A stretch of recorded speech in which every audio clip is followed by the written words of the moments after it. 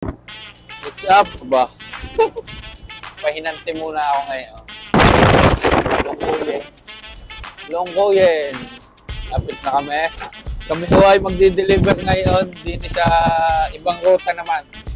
Kami papunta din sa Nasugbo para mag-deliver ng itlog.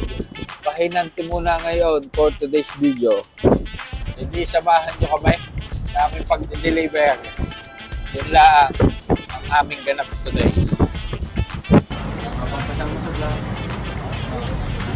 Okay. Minimum 2 guys. Minimum 2.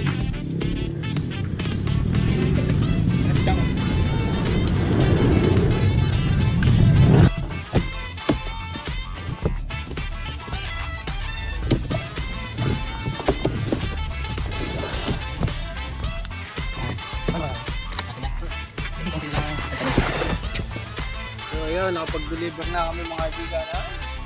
Dalawa.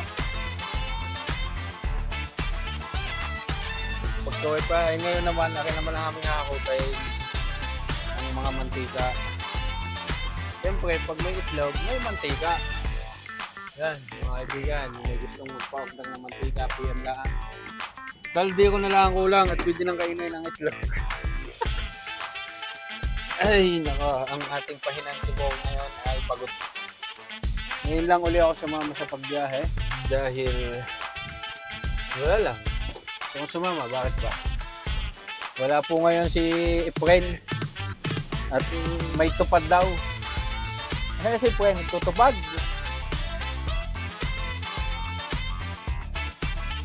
May 5-6 daw siya kaya hindi na nagtako. May 5-6 daw siya makukuha.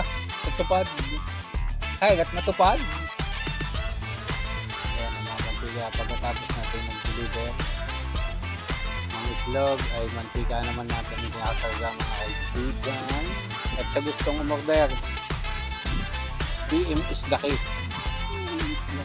Dahil mahal na yun ng mantika na coconut. Kung gusto niyo ay pal, mas mura po ang pal ngayon.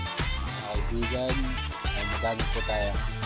Kahit isang tinulagang mantika, kaya-kaya natin i-deliver.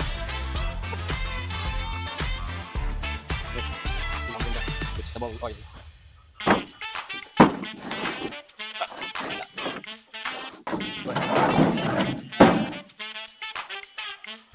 Ayun mga kaibigan, ito naman.